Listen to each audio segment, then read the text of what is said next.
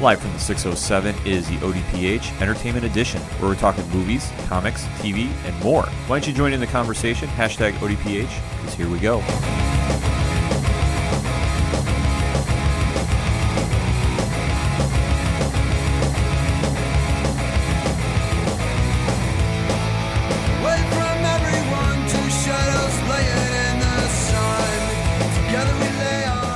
And welcome to another edition of that Ocho Duro Parlay Hour Entertainment Edition. I am your host, Ken M., and sitting across from me this week is the intern himself, Padawan J. Oh, baby. Folks, we have a lot to discuss, so let's waste no time. And the biggest news of the week had to be Avengers Infinity War released their final trailer before the movie comes out. Did that happen? I'm not sure I heard about that. Oh, I think it did. And I think that's right. It broke some records, if I'm not mistaken. Yeah, it kind of did. Checking on YouTube, I think it set the all-time record for most viewed movie trailer of all time. It seems like every Marvel movie that comes out seems to do that. It's like, that record will never be topped, and then the next one comes out. And then sure enough, it happens. Yeah, in a shorter amount of time. And just when you think there isn't enough to talk about, you've seen everything with the trailer, this one did stick out for a couple different reasons. Mm-hmm. I thought when I saw it, it was very telling of a few points. So we are going to talk some spoilers as we do on each show. So if you have not seen the trailer, watch it, come back, join in the segment. If not, hey, join along for the ride. Hashtag ODPHEE. One thing I noticed, and it's a minor detail, but it's still a detail nevertheless, is when Thanos is holding the Tesseract, and all of a sudden you see him crushing the box. Sure. So in that, I think we all knew it was an Infinity Stone, but apparently that was the protective case. Oh, okay. So I'm assuming that Avengers is going to open up where Ragnarok left off. Yeah, I would imagine so. That seems to make the most sense. I mean, for those who don't know, it was when Disney was kind of marketing Thor to kind of get some sort of award buzz or award nominated for some awards, like a lot of movie studios do.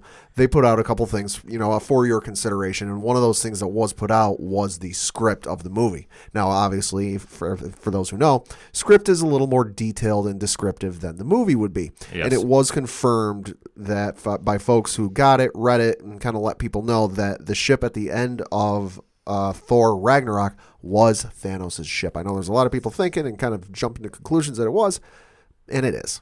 Yeah, which makes the most logical sense because now Thanos is coming to Earth to get all the Infinity Stones. You really see where the buildup has been for over the movies. Yeah. And now it's going to open.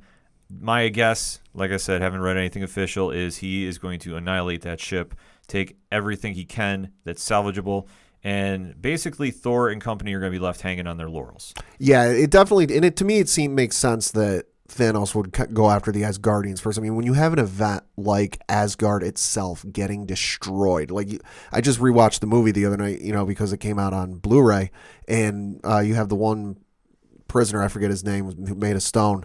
We can still rebuild it. The foundations are still there. We'll build it as a beacon of hope, and then it blows up. Oh, no, well, there's no rebuilding that. Foundations are gone.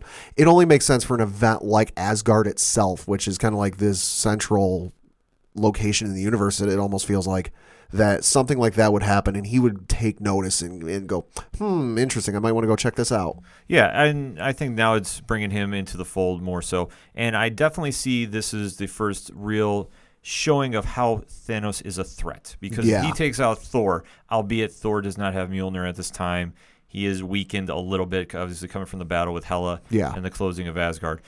I mean, obviously, but him taking out Thor off the table, of the chess pieces, so to speak, this is where he really has established himself as a threat. Mm-hmm. So if you take him away, and I think there is going to be a portion of the movie that it looked, at least another part of the trailer, when he's with Rocket and Groot from the Guardians of the Galaxy, that it looks like he's raising something that's getting electricity generated to it. Mm-hmm.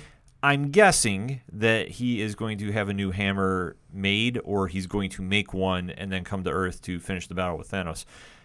I think this is kind of the prequel for it. That would make sense. I mean, it's almost like Superman without a cape. Thor without a hammer is just weird to see. Yeah, it's a little different, to definitely say the least. But that is my guess with that scene. The other one that kind of really jumped out, and if I've read the Infinity Gauntlet trade paperback, if you haven't, it's a great read. It still holds up now. There is a scene that is an iconic scene, and that is Captain America facing off with Thanos. And it looks like Thanos is pushing a punch or trying to crush his hands. You see him kind of standing off. They're having a physical altercation. I think there's one of the more iconic lines of all comics said by Captain America to him, and I think they're going to reenact that scene. Unfortunately, I think that means Captain America is getting taken off. Yeah, I can see that happening. I mean, he's been a central figure in a kind of shining beacon for the heroes, ever since he awoke in modern times.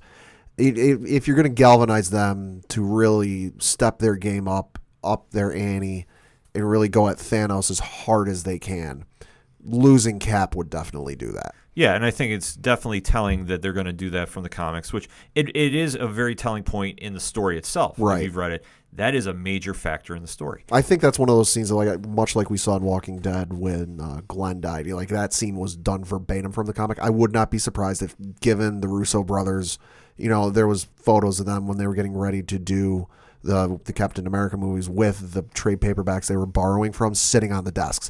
That would not surprise me as much as they're into these comics to recopy that scene verbatim in the movie. Yeah, and I think it's if you're going to do one scene from the comics, you need to do that scene. Yeah. That makes the most sense. The other one is where they tease what is going to happen to Tony Stark. Right. Because it looks like his armor has been destroyed and Thanos is throwing, a doomsday Superman-like punch to him. So he's throwing haymakers. He's throwing something at him that you kind of think maybe this might be the final blow for him. Yeah. Not sure about that one, but I have to guess if they really want to establish Thanos as the big threat, he's got to take some key players off the board. This looks like the two that are going to definitely, unfortunately, be no longer a part of the franchise. I think, they're definitely going to want to show Thanos as a threat. I mean, you've been building him up for 10 years. You can't build him up for this long and then look like a slouch. I think he's going to come in. He's obviously going to wreck shop, but I think he's going to, not all at once, at least in this movie, but he's going to go up against Thor. He's going to go up against Hulk. He's going to go up against Tony, the heavy hitters, and he's just going to make them look like chumps. And that's an excellent point you bring up, because I was going to say one thing I've noticed throughout the trailers, I haven't seen too much of Hulk. Right. So, well, I know there's speculation, and this is total speculation. There, from the first trailer, you saw the Hulkbuster jumping through there. I believe it was in Wakanda. Mm-hmm. There is some speculation online that it's Hulk in that armor. See, that would be something if it was, because I think they're doing something like that in the comics now. Mm-hmm. Not with Hulk, it's with Red Hulk, General Ross. Right. If you've been reading, that's a whole other ball of wax we're not going to touch upon.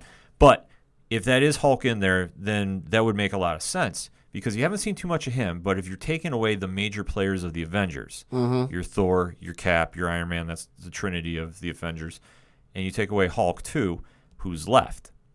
And it's not to say it's the B Squad, but it's the lesser powerful characters. It's the ones who haven't exactly been at it as long as they have. Right.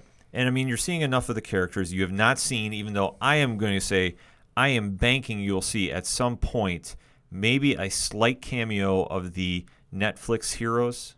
I could see that happening. At some point. I mean, not like a major role. You might see like maybe a newspaper article, maybe like something on TV with them and the agents of S.H.I.E.L.D. Yeah, I can see something, maybe like Pepper Potts is standing in an office someplace and there's a news broadcast going on about how New York is getting attacked. I can see, the newscaster making mention of, the Devil of Hell's Kitchen.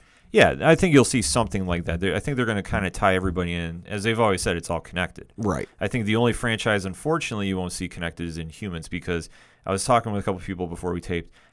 Black Bolt should be in this at some point. Not saying the whole Inhumans. Right. But you'd figure I'd say somebody of his caliber and strength. It would only make sense that the strongest villain in the universe, at least thus far in the comic, or the movies, I should say, would, you'd bring in Black Bolt, who can shred people. Yeah, it would make a lot of sense, but who knows? They might still bring him in.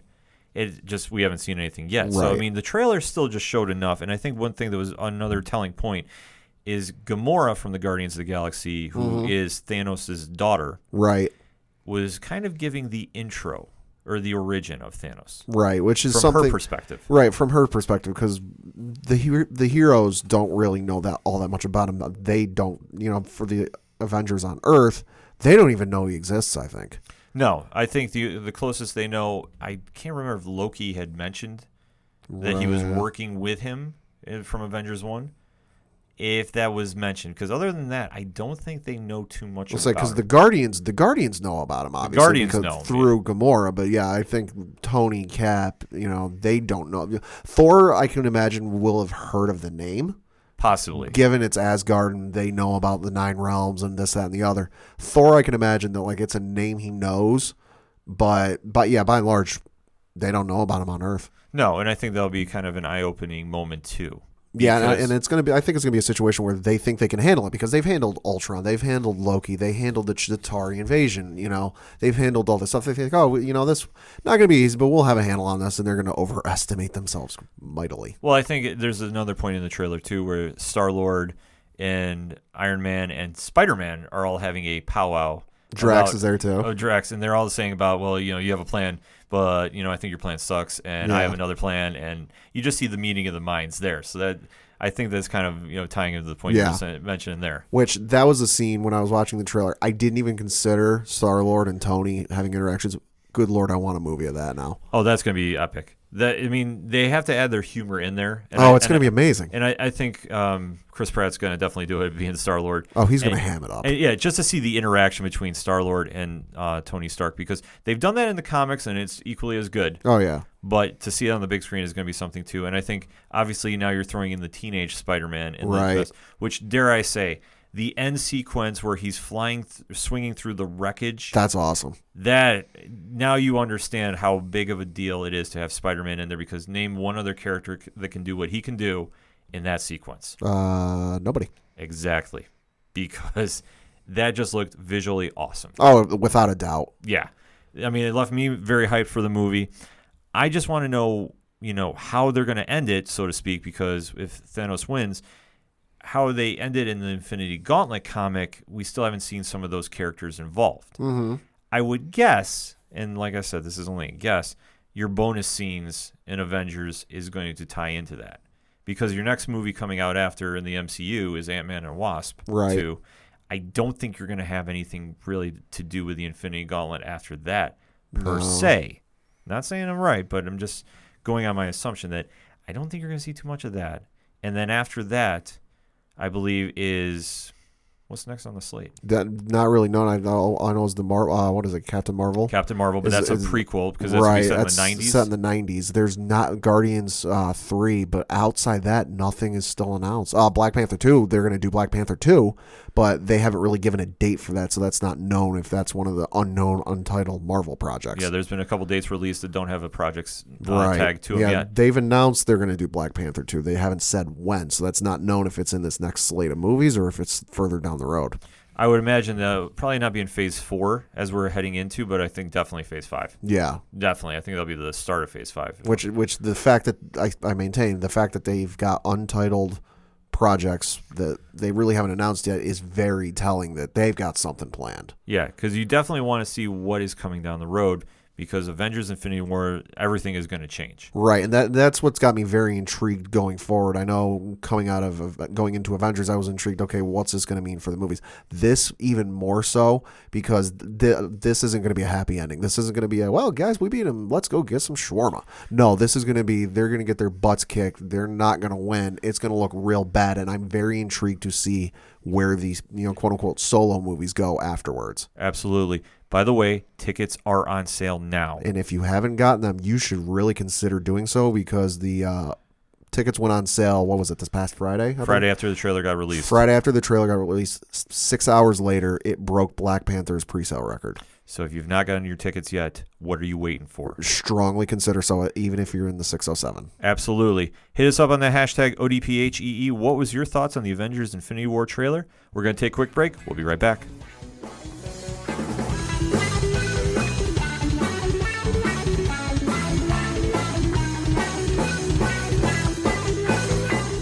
Hey, I'm Mike Pappy from Rye Bread, and you're listening to the ODPH.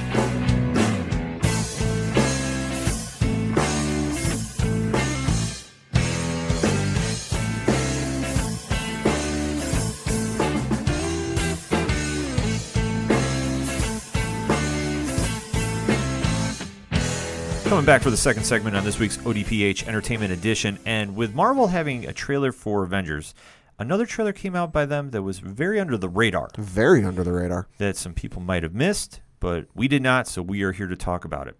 Coming to Freeform TV on June 7th is Cloak and Dagger. Mm-hmm. And if you're not too familiar with the Marvel duo, they are going to be tied into the MCU from all points I can tell. And it's a story about these two runaways that have developed powers through some kind of accident or experiments. I'm not sure, because I know in the comics, it's more of an experimentation, I believe, that they get their powers from. Right. One has the Dark Force dimension where you can, pull people in and drain their energy. That's Cloak. And Dagger can generate light from people around her and make them into like daggers, the throwing objects. They have a very unique comic history because they typically weren't considered involved in more or less with your typical superhero villains. It's more street level. So I think you can definitely see where they're going to go with the series. Mm-hmm. Albeit, though, Pat and I have just watched the trailer again. What was your thoughts on it? It's a very interesting series. I don't really know all that much about them because, like you said, they're not. If you're thinking of like a celebrity list, A-list, B-list, C-list, they're not exactly like an A-list or B-list superhero. They're not exactly one that, like, when you go up to a comic book fan and go, list your top 5 favorite superheroes, not many people are going to put them on the top of their list. And it's also, like you said, they're not really involved in your Civil Wars or your House of M's or your stuff like that. They're more of the, somebody just robbed this corner drugstore, we're going to go stop them.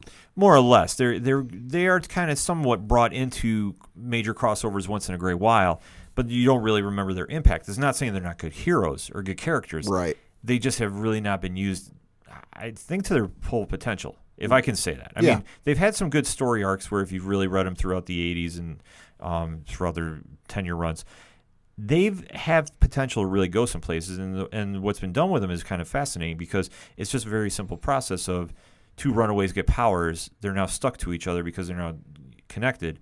Where do they go from here? It's almost like a yin and a yang situation from what I was watching in the trailer. Yeah, definitely. And it's something that you can definitely see where there's connections to the MCU. Uh-huh. There was one big one. Yeah, there's one scene where Cloak is going across a rooftop, and I believe it's New Orleans. At least that's the kind of vibe I'm getting from the trailer. And you see a sign, albeit the sign is backwards, but it doesn't take hard to read it. It says Rocks Encore. Mm-hmm. And if you remember that where that's tied into, yep, you know that is going to bring them into the MCU real quick. I'm not sure where the placement of this series is, too. Like I said, we weren't sure if it was New Orleans because I know that in the comics they're based on New York City. Right. I would imagine by the time that they are developed with their powers, they are going to be in New York. I think they'll end up there eventually, but I think it appears because what few city shots you see, it doesn't look like New York. It looks like New Orleans. And, I mean, it kind of makes sense to put it down in New Orleans. I mean, it's someplace different. And I know a lot of people say is, oh, why is every superhero in the universe in the same city? So, I mean, at least in this aspect, you can start them off in New Orleans. It's someplace different. And having been to New Orleans, it is a little rough down there at times. So, it'll be something interesting to see. It's something with that different. Yeah, it's going to be something to see, especially if they take it out of New York to start with. Albeit, though, like I said, I'm not 100% sure where they're starting. It could be a couple different places, but because in the comics I know that I believe Cloak is from Massachusetts and Dagger is from Ohio, and they just wind up in New York, and that's where they run into each other. I don't know if that's going to be necessarily the same thing. Yeah, they don't, like what you said, they don't outright say, but just if you watch the trailer and you pay attention to the locales and kind of the background, it gets a very down south vibe to it. They're running through the graveyard, and it looks like there's a few weeping willow trees that they're running through. Like just in the aesthetic of the one graveyard they're running through, I believe, where it looks like they first touch for the first time and they get thrown backwards from each other. It looks like, a graveyard you'd go on a haunted house or a haunted tour ride, down south in like New Orleans or like Savannah, Georgia or something like that. Yeah, it looks like it's very unique to the style of it. But it's not to say that by the time that they finally connect and they run away to New York, that's where they go. Right. Because I think that they kind of touched upon, they didn't show enough of their powers that you really know what's going on, which I think is great for the trailer. Yeah, that makes sense. Because, like I said, I've read Cloak and Dagger before. I know Pat is not. No.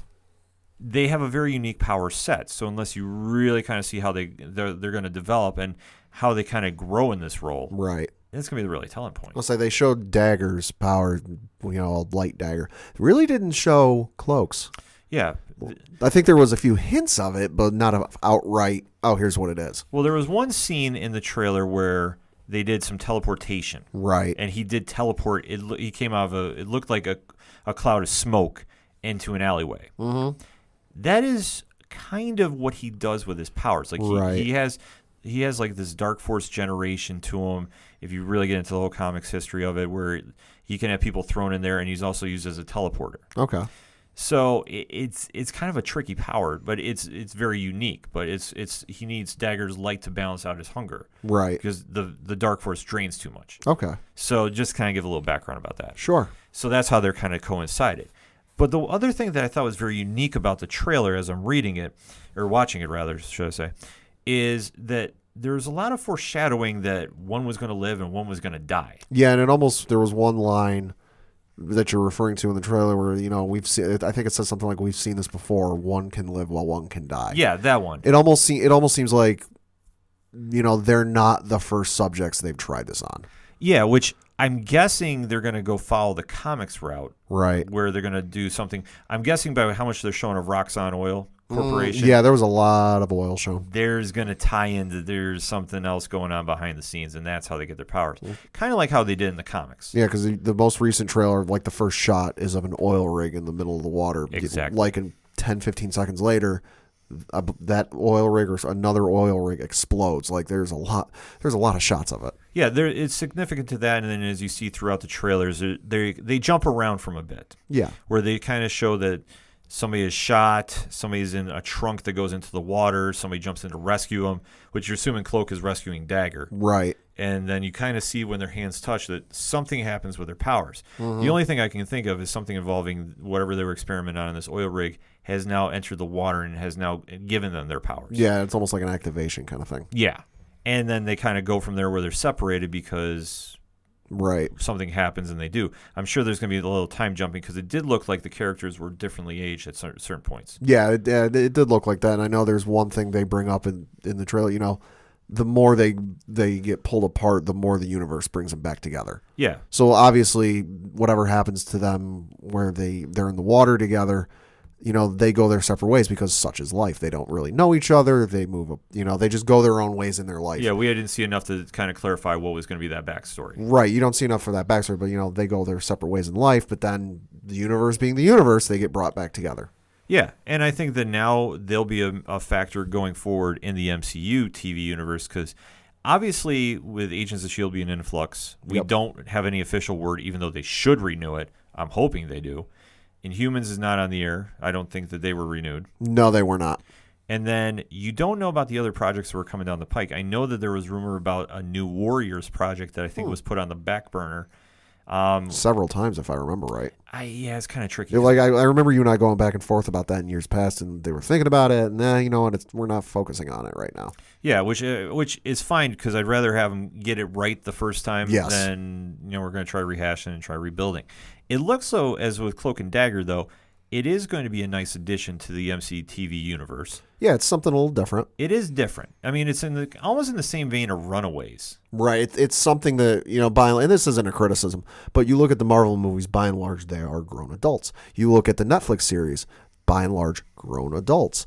Runaways was kind of the first show where it was kids or teenagers. This is something else that while not every kid has access to Hulu, you have at least probably a larger audience that can get Freeform. It's just another venue to kind of let kids or teenagers connect and make a connection to something and go, hey, I like this. I'm kind of like that. Yeah, I mean, it's going to be kind of interesting to see how it plays out because especially I think, touching on a point that you mentioned, for the MC movie universe, they made Tom Holland's Peter Parker a teenager. Which was smart. Yeah, so I could definitely see that having some interaction with Cloak and Dagger possibly down the road. Oh, yeah. Because I know in the Maximum Carnage storyline, there is Cloak and Dagger are involved in that. Well, and correct me if I'm wrong, didn't their origin begin or they first get their first appearance in Spider-Man way back in the day? Yeah, I believe in Spectacular Spider-Man, the first run of it way back when. So that would only make sense, given their history in the comics, that they would show up or have something to do with Spider-Man. Yeah, which, I mean, it does fit, though, because Marvel is, showcasing a wide variety of characters, and I think Cloak and Dagger are going to be a good addition because they're not really, the super level threats to anybody, but they do have powers, and it's kind of, okay, where do we go from here? It's Right. Great powers come great responsibilities. And it's a whole new avenue of stories you can tell that, that you couldn't exactly get away with doing some stories with like a Tony or a Cap or what have you. But like, because they're teenagers, they're kids, they're going through some of the teenage struggles and tribulations with being teenagers that you can pull off and do with them that like you maybe couldn't do on the big screen. And I think another factor that's going to be more telling is Cloak and Dagger is going to be more tied to the MCU universe than Runaways is. Yeah, because I think by and large, I didn't read anything saying Runaways was tied to the MCU, but then again, I also didn't read anything saying it wasn't. No, Runaways has a loose affiliation with the MCU. Like Okay. the story itself is kept more or less away from the MCU. Sure. But there are connections, especially one character in particular. Mm-hmm. I don't want to ruin it for everybody, so this one I'm actually going to keep. I won't spoil it. But Runaways kind of has that factor going for it. Sure. Cloak and Dagger has always been set in the MCU. Right. So the potential for crossovers is there. Not saying that I've read anything that's going to happen. Right. But I wouldn't doubt it. I would not doubt that maybe there might be something with Agents of S.H.I.E.L.D. Yeah. That could be a possibility. In a perfect universe, Spider-Man would make a cameo. Yeah. It's a lot of different avenues they can go down. So it's going to be fun to watch when it gets going because I think the show has potential from what I've seen. Yeah, it definitely does. It'll be something to really see, and I think them doing anything in terms of crossovers or bringing anyone in for a crossover, that'll kind of depend on the success of the show. If the show does really well and it's highly, watched and big ratings, then yeah, they'll start looking at it and figuring out what they can do. But that, like I said, that's all dependent on how it does. Yep. So let us know what you think. Hashtag ODPHEE. What's your thoughts on Cloak and Dagger coming to the small screen? We want to know. We're going to take a quick break. We'll be right back. It's a heartbreak, soul-shaped radio attack. Taking 4 steps forward, no steps back. Hey, this is Vince the Common Man Seattle, a local MMA fighter, telling you to keep on listening to the ODPH, the 607's up-and-coming newest podcast.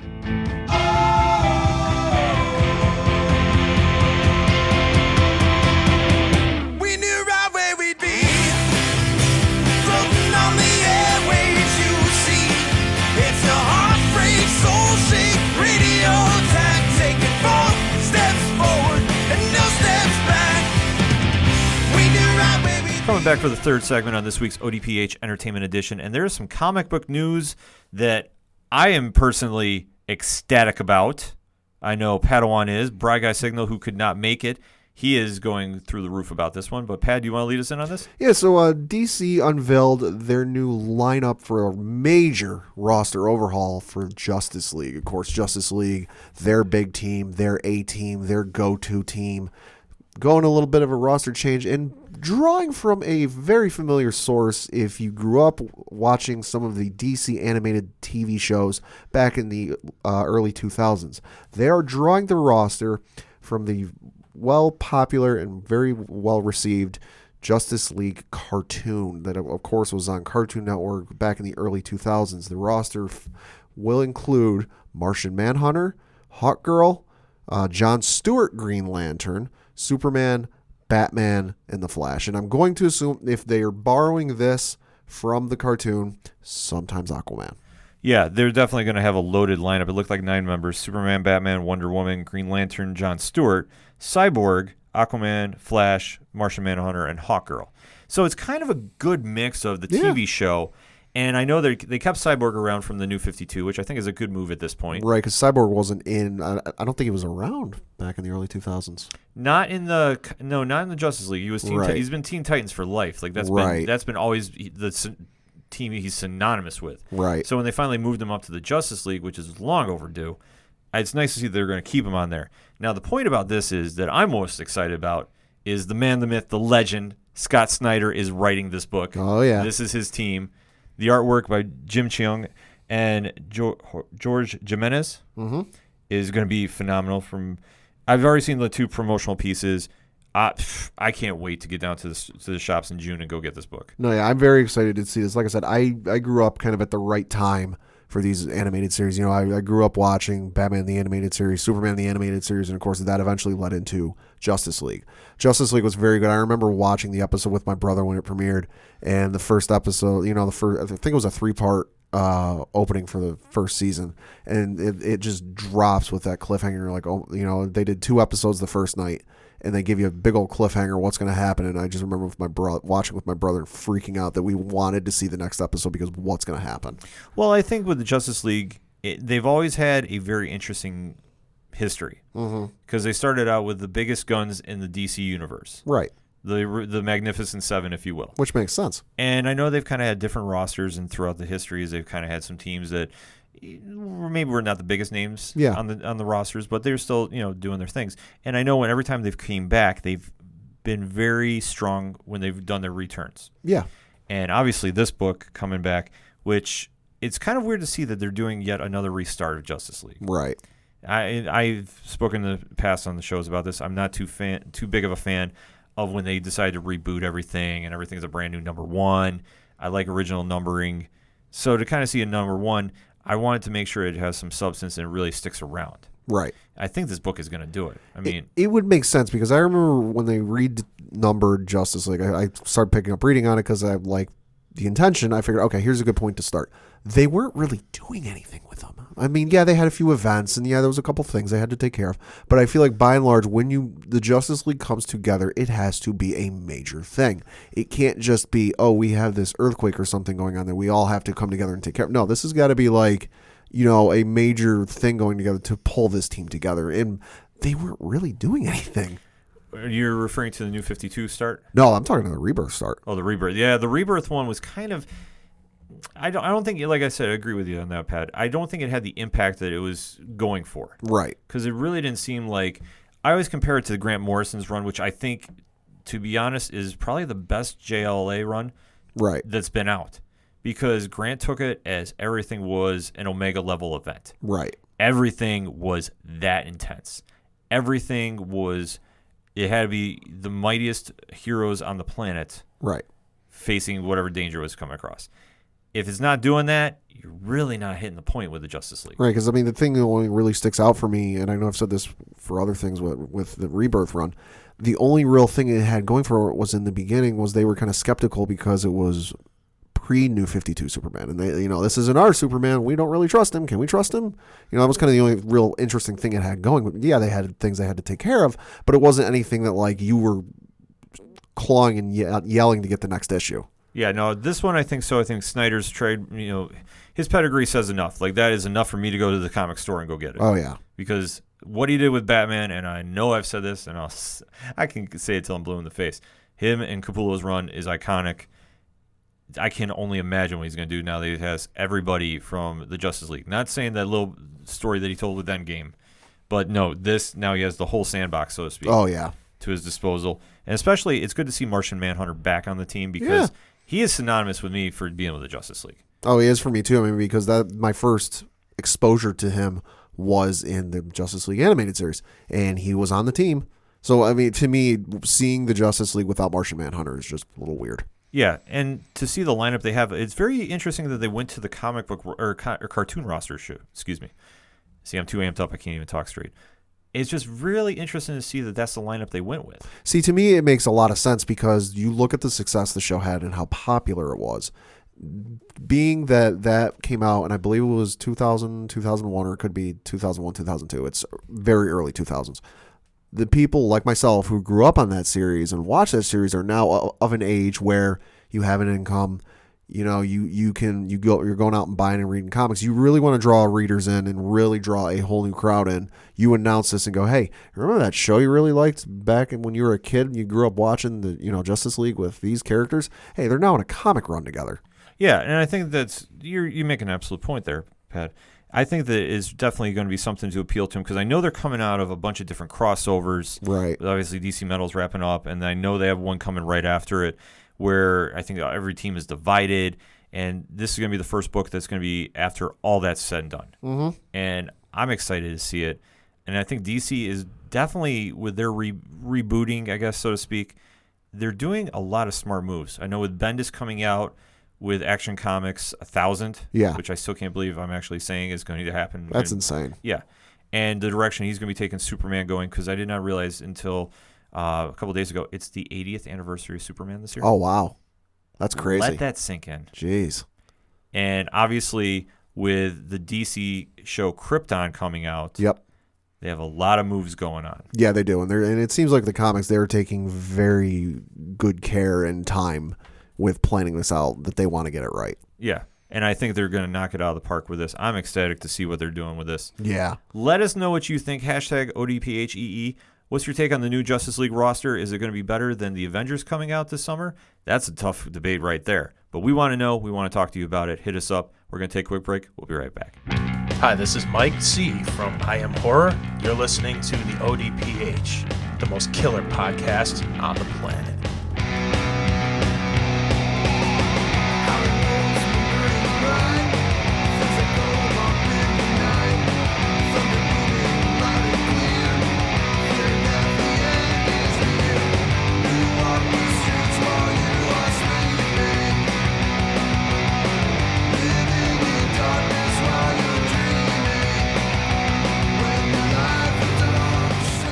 Coming back on this week's ODPH Entertainment Edition, and we mentioned last segment about Superman is now in the 80th anniversary stage. Oh, And what better way to bring him in than with a new TV show? Now, we have talked about Krypton a few times before on previous episodes, but this is the premiere week. yep. What is your thoughts on this? I'm intrigued to see it. Like I've said before, I'm not 100% sold on it. It seems odd that you would have something set on Krypton so far in the past and it's dealing with time travel. I thought that was a unique angle. The more I've been watching trailers on this, and there's been more details that have been slowly getting leaked out about the show, which, if you have not seen any trailers, is the history of Superman's lineage and the House of El going to Krypton and what we're assuming is leading into its final days. And there was a character that was talking to, I believe it's Superman's grandfather on the show, saying how your grandson needs to protect his cape and it's going to be the symbol of hope for in the future. Yeah, your grandson becomes the greatest superhero in the universe. I did not realize this, and this might be a spoiler for some. So, as we've said previously, we do talk spoilers on the show, so you have been fair warned. That gentleman talking to his grandfather was Adam Strange. Oh, interesting. I did not realize this. No, because they're not exactly making it well known or clear. No, I was informed by this by a friend of mine, and that completely blew my mind because I did not put one and one together because I thought it was kind of odd that there was somebody in random street clothes talking to everybody in the House of El wardrobe, so to speak. Right. And something doesn't look right. And it was mentioned that it was Adam Strange. And if you don't know, he's a very well-known DC cosmic hero or space hero that kind of has more ties to Hawkman. Right. And I did have some questions get raised about this, but I'll get to that just a little later. But as he's talking to him, he says there's a threat from the future that's coming back to destroy your world. And you see Brainiac's ship. Uh-huh. I thought that was kind of interesting that now Brainiac is dealing with time travel, which I think maybe he has dealt with in previous issues of Superman. I'm not 100% sure. Correct me if I'm wrong. Hashtag ODPHEE. But if he's coming back to destroy Superman before he is born, I'm guessing, I think that's kind of a unique storytell. Yeah, it's definitely a unique storytell and not one that has... It's not something that hasn't been done before in various mediums. I mean, you see it sometimes with, the villain, I'm going to go back in time and prevent my arch nemesis from ever being born. I mean, it's been done before, but it could be interesting and unique to Superman because I don't think it's ever been, at least to my knowledge, it's ever been done before. No, not to my knowledge either. I mean, I think there maybe have been attempts in the comics, but because obviously with 1,000 issues of Action Comics, there might have been a story told one or two that we haven't seen. Right. Not to mention the other side books. But the point we're making is to see it brought to the small screen like this is very interesting if that's going to be the play that Brainiac is going to be this season's major bad guy. Right. Because you figure with the history of Krypton and the House of El and the House of Zod, I guess would be the other faction or wherever General Zod is representing, that you figured that would be pretty much the main antagonist for the show. What if whatever happens with Brainiac showing up, it'll lead to battle and war or what have you? What if that's the catalyst for the fight between El and Zod? That would be something. Because what if you have on the one side, they stop it, they stop it, but not without some damage and some casualties. And you have this side that is Zod, the House of Zod, they're standing there going, you guys screwed up. You guys caused all this. You need to step down from power or what have you. and you have the House of L going, no, listen, we did what we could with the resources we have, and that leads to the eventual events. That is a strong possibility. That would be something, because I'm not sure where they're going to go with this show. Mm-hmm. I'm not saying it's a bad thing, because I do like to be surprised when I'm watching shows. Right. So the basic setup, though, it seems like there's a bunch of feuding houses for the political structure of Krypton. Mm-hmm. And obviously with this stranger walking around that's giving a warning to Superman's grandfather that your grandson is going to be the greatest hero in the universe, you need to protect him at all costs. Right. Something is a little striking that if you're having this much time travel, who else could come on the show? Right, yeah, it'll definitely be interesting. And I think it depends on where Brainiac is coming from. You know, if he's coming from like 3,000 something in the future, 4,000 something in the future, it would make sense at that point for him to have time travel. It would make sense that, like, with all his intellect and all his, you know, what have you, to go, you know what? Superman's been a thorn in my side. Let me go take care of this. That could be an idea. I mean, I'm not saying it's all the rule of thumb, but it's just if you start dealing with time travel and you start bringing in, okay, Brainiac's from the future, he comes back, who else does that open the door for? Right. You kind of can teeter in like where Supergirl rather is going with the Legion of Superheroes. I don't think they appear. No. I'd be a little surprised if they did, but I'm going to say that they're probably not. But if you're dealing with time travel, would we see a Booster Gold? Maybe. I think though, long shot, but maybe long shot. I think in terms of this show, they're going to keep it strictly to Brainiac. I think it's going to be DC version of Game of Thrones type of thing, where Brainiac is going to be the White Walkers, if you will, and you're going to have, you know, the House of Zod and the House of El be, you know, the Starks and the Lannisters, or pick a house in Game of Thrones. That could be. I mean, and that would make a lot of sense, and I think it'd be kind of an interesting take, because we really don't know a great deal about the vast history of Krypton. Right. You more or less know about the final days. You don't really know too much of the backstory going into where they've done like a prequel like this. Right. Where there could be a lot of different doors open. Yeah, it's very interesting. And especially if the major catalyst, though, if that is Adam Strange, I wouldn't doubt seeing a Hawkman or somebody in that variation. There could be a reference or like an Easter egg.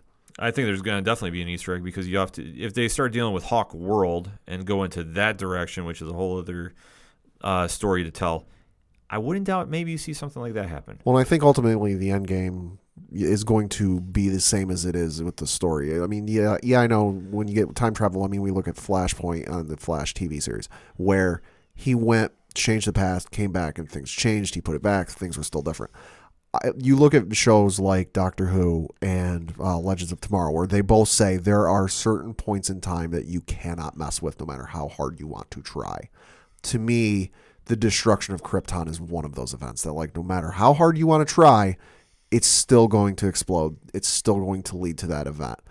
You know, no matter who comes back in the past, no matter what happens in the past, you're still going to have the events that lead up to it and its destruction. That it's not going to change.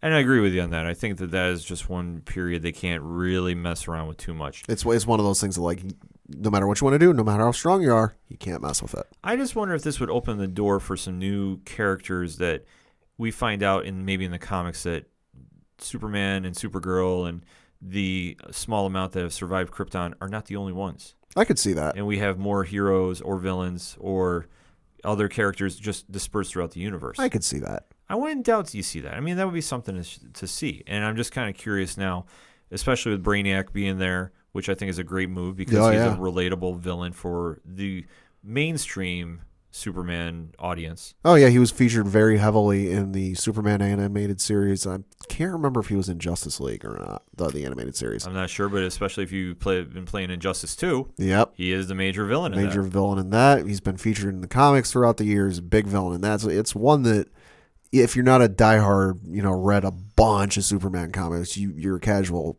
comic fan, you know who Brainiac is. Yeah, and I think that it's a good starting point for this series, and it will kind of all tie in together at some point. Right, and it explores the time and period, like you said, we don't really know too much about. No, and we don't, and that's the one good thing about prequels is if they can kind of play around with the story there, because ultimately you know how it's going to end. Right, and I mean, the thing of it is yes, it's a prequel. Yeah, there are issues with doing prequels, but this is a prequel that is set so far in the past that you're not quite 100% tied down to future threads, if you will. No. There's a lot of possibilities with the series, so I'm excited to see it. When is it on again? It is on Wednesday at 10 p.m. on Syfy. So go check it out. Hashtag ODPHEE. Let us know what you think. Are you excited for the new show? Are you going to skip it? Why? We want to know. We want to talk to you. Hit us up. We're going to take a quick break. We're going to close out the show when we come back. Hey, this is Brian Wolf from Fair City Fire. You are listening to ODPH, the greatest podcast in Binghamton. Woo!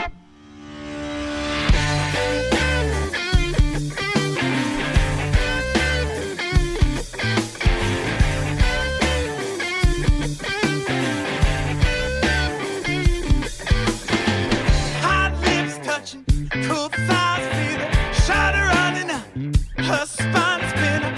Long day to a long night, but I'm not stopping till I get it right. Closing out this week's ODPH Entertainment Edition with those one-shots. Pad, start us off. All right, for those who know me, I am obviously a very big Star Wars fan, but something else that is a very, very, very close second and near and dear to my heart is the Lord of the Rings franchise. Now, this is a franchise that my father got me into when the movies came out in 2001, 2002, and 2003.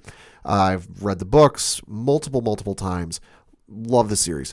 Now, for those who have heard, Amazon is working on a Lord of the Rings prequel. Now, this is set before The Hobbit. This is set before the Lord of the Rings. This is set before everything. And for those who know Tolkien, he didn't just write The Hobbit and the Lord of the Rings. He wrote backstories on backstories on backstories, and there's a lot of stuff. I mean, there's still books and whatnot coming out, even though he's been passed for many years now. Now, reportedly, this prequel is going to cost Amazon $500 million to make. Wow. Holy Lord have mercy. And that's on top of the reported, now this is according to Reuters, the rights by themselves cost Amazon $250 million. So before this thing even hits Amazon streaming, it's costing them $750 million. Now, for comparison's sake, reportedly the Peter Jackson Lord of the Rings film trilogy minus marketing cost $281 million combined for 3 movies. That is insane. That is just bonkers. Now, I am very excited for this series because, like I said, there's a very long and rich history with the Lord of the Rings story. If you go digging on the internet, you're going to go down a rabbit hole and read into 8 different backstories that you didn't know or care about. Like I said, very intrigued to see this when it comes out. No release date, no casting or anything yet. It's just in the works. It's announced. Very intrigued to see where this goes. You know, I am not as big of a fan of Lord of the Rings as you are, and I know Brad got Signal and a few of the other panelists, but I'm interested to watch this because between this, there's the new Star Wars TV show coming. Yep. There's a lot of older franchises that are coming back with some fresh takes. Yeah, and the thing with the Star Wars TV series that got announced, I think it was a week or 2 ago. I'm banking on that being old scripts from the Star Wars Underworld series they worked on in 2005 through 2010.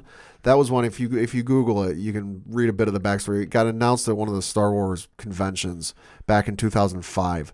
It was something Lucas was working on that eventually got canned due to budget concerns. Reportedly, there were 100 episodes written with another 400 planned. And these were included in the sale when Disney bought them. So if you're making a TV series and you want to do it easy, there you go.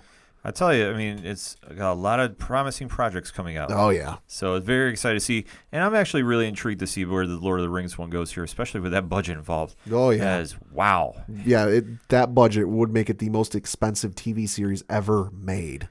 Yeah, and that'll be something to see. So I was just thinking out loud. Can you imagine what Game of Thrones could do with a $500 million budget? Dragons everywhere. Yes, for days. Dragons everywhere. That's the only thing that comes to my mind with that. My quick one shot for the week is Matt Ryan, who plays John Constantine on Legends of Tomorrow, will be back as a season 4 regular when they come back next season. Thank goodness. Can't wait to see John Constantine on the Wave Rider. I mean, how they've done the lineup with him, and if I'm assuming they're bringing back Kid Flash. They need to bring back Kid Flash. I would guess so.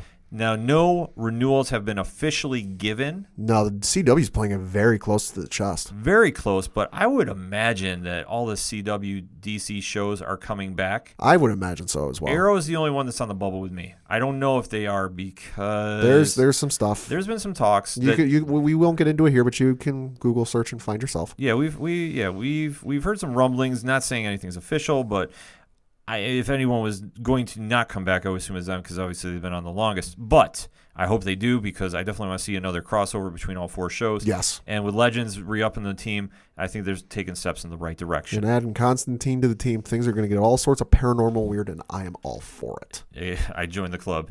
And we also want to give a quick one-shot shout-out to Binghamton Restaurant Week. Yes. So if you are in the Binghamton area, starting today, the 20th, as we were recording, going to the 29th, downtown Binghamton restaurants are all teaming up to do Restaurant Week. They have a lot of good things going on with that, and proceeds from this year's Restaurant Week are going to benefit Room to Heal and Showers of Hope. So if you are going out to eat and you want to go try something new, check out eatbing.com. They have a list of everybody participating in this week's Restaurant Week. If we're out anywhere, we're going to post some pictures on the Instagram. So check it out and go support your local restaurants too. So we want to give a shout out to everybody that's listening here. That's all we got this week on the Entertainment Edition. So for Padawan J, thank you. and I'm your host Ken M. Thank you again for listening to the ODPH Entertainment Edition. We'll see you next time.